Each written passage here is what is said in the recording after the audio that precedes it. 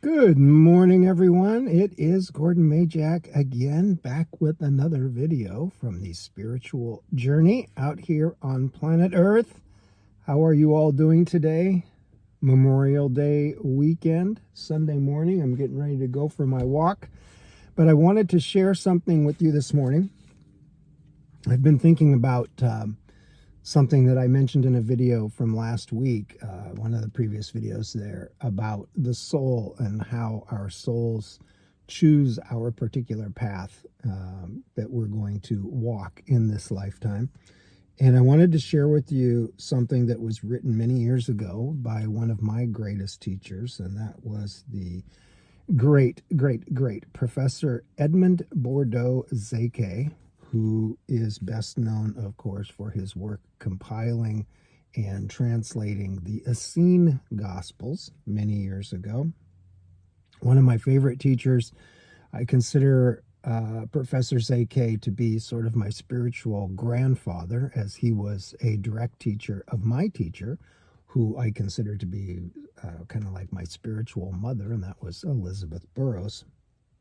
She studied directly with Professor Szekely back there in the 70s and early 80s, and I wish that I could have been there as well at that time. But this is something that it's something that my teacher taught me, that her teacher taught her, and that I think about this from time to time, and I think it's an interesting perspective, so I wanted to share this with you guys, and I'm going to read this from Professor's book. This comes from his book, the Essene Book of Creation.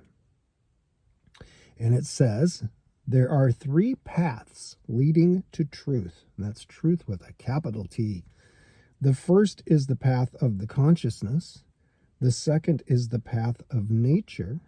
And the third is the path of the accumulated experience of past generations, which we receive in the form of the great masterpieces of all ages. I'm just going to read you an excerpt from each one of these three paths. The first path to truth, the path of the consciousness, is that path followed by the great mystics. They consider that the consciousness is the most immediate reality for us and is the key to the universe.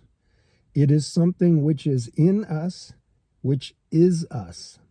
And throughout the ages, the mystics have made the discovery that the laws of the human consciousness contain an aspect that is not found in the laws governing the material universe. Our consciousness is not in space and therefore cannot be measured in spatial terms. It has its own time, which is very often timelessness, so temporal measurements cannot be applied to truth reached by this path. The great mystics discovered that the human consciousness, besides being the most immediate and the innermost reality for us, is at the same time our closest source of energy, harmony, and knowledge.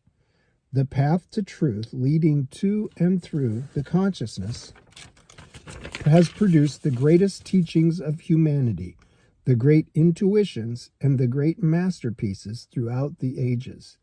Such then is the first path to, or the source of truth, as the Essene traditions understand and interpret it. Unfortunately, the magnificent original intuitions of the great masters very often lose their vitality as they pass down through the generations. They are often modified, distorted, and turned into dogmas, and all too frequently their values become petrified in institutions and organized hierarchies. The pure intuitions are choked by the sands of time and eventually have to be dug out by seekers of truth able to penetrate into their essence. So that's the first path, the path of the mystic, the path of consciousness. The second path is the path, of nature. And Professor says, the second of the three paths is the path of nature, while the first path of the consciousness starts from within and penetrates outward into the totality of things. The second path takes the opposite way. Its starting point is the external world. It is the path of the scientist and has been followed in all ages through experience and through experiment, through the use of inductive and deductive methods. The scientist, working with exact quantitative measurements, measures everything in space and time and makes all possible correlations. With his telescope, the scientist penetrates into far distant cosmic space, into the various solar and galactic systems. Through spectrum analysis, they measure the constituents of the different planets in cosmic space, and by mathematical calculation, they establish in advance the movements of celestial bodies. Applying the laws of cause and effect, the scientist establishes a long chain of causes and effects which help them to explain and measure the universe as well as life. Professor goes on to say that the path to truth through nature is not that of the dogmatic scientist, just as the first path is not that of the one-sided mystic. Nature is a great open book in which everything can be found if we learn to draw from it the inspiration which has been given to the great thinkers of all ages. If we learn her language, nature will reveal to us all the laws of life and the universe. It is for this reason that all the great masters of humanity withdrew into nature. Zarathustra and Moses into the mountains, Buddha to the forest, and Jesus to the desert, and thus followed this second path as well as that of the path of the consciousness. The two paths do not contradict one another, but harmoniously complete one another in full knowledge of the laws of both. It was thus that the great teachers reached wonderful and profound truths which have given inspiration to millions throughout thousands of years. And then finally, on the third path, the path of culture, Professor Szekely says, the third path to truth is the wisdom, knowledge, and experience acquired by the great thinkers of all ages, which has been transmitted to us in the form of great teachings, the great sacred books or scriptures, and the great masterpieces of universal literature, which together form what today we would call universal culture. There are different ways of studying these great books of humanity. One way, which is the way of all theologians and of the organized churches, is to consider each text literally. This is the dogmatic way, resulting from a long process of petrification by which truths are transformed into dogmas. The Essene method of interpretation of these books, however, is on one hand to place them in harmonious correlation with the laws of the human consciousness and of nature, and on the other to consider the facts and circumstances of the age and environment in which they were written.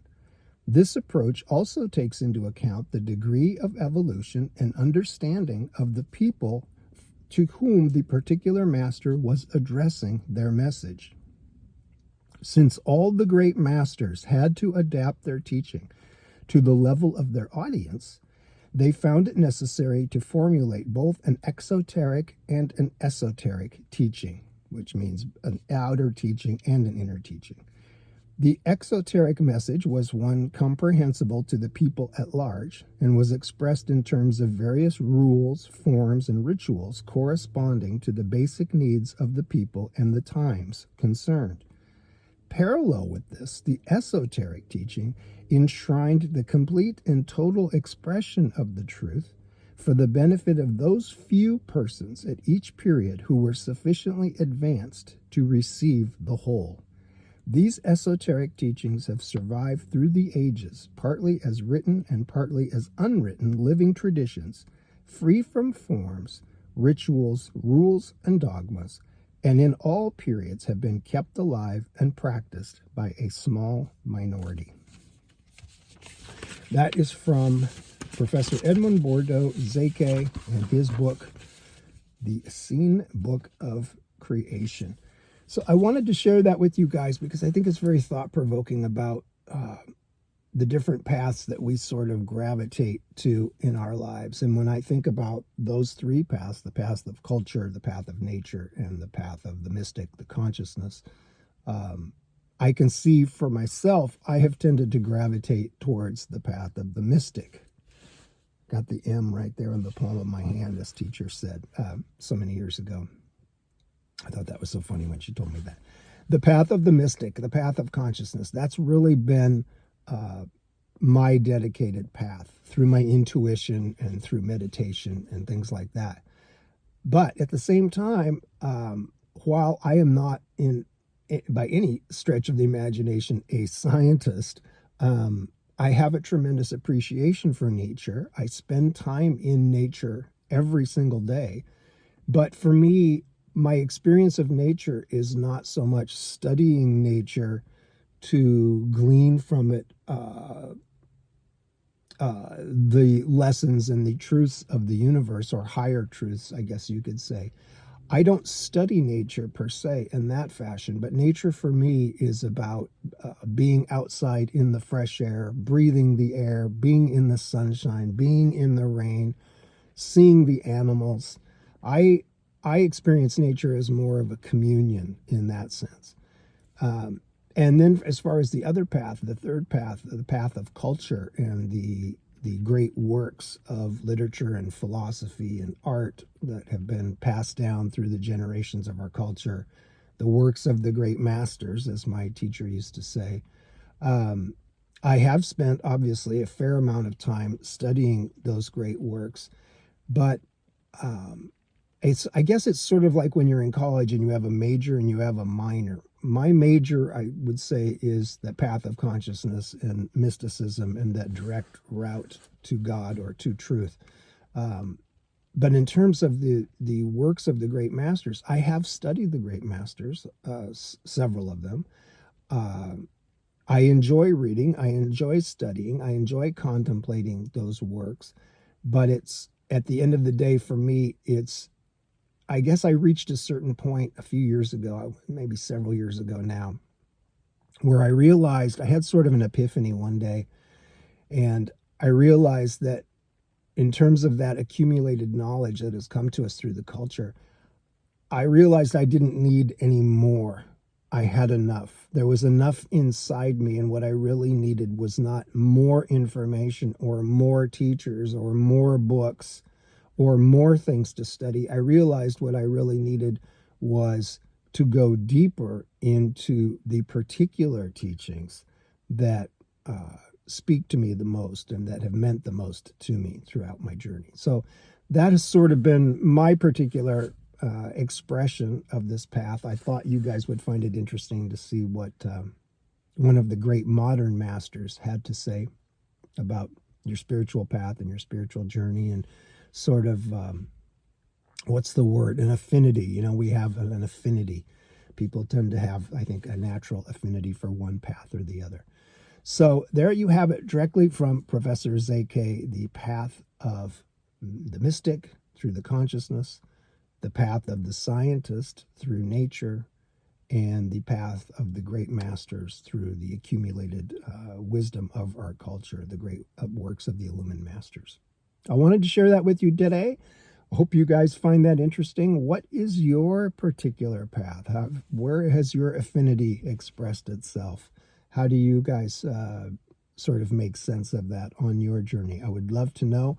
Let me know in the comments. I hope you enjoy a wonderful Memorial Day weekend. It's going to be kind of looks like kind of a cloudy, rainy day today, but we'll see what tomorrow brings. You never know, right? And if I can get out here a little bit later on or tomorrow for another video, I certainly will.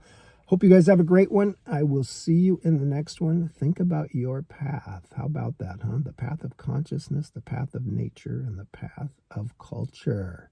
Let me know what you think in the comments, and I will see you guys soon. Take care and be well.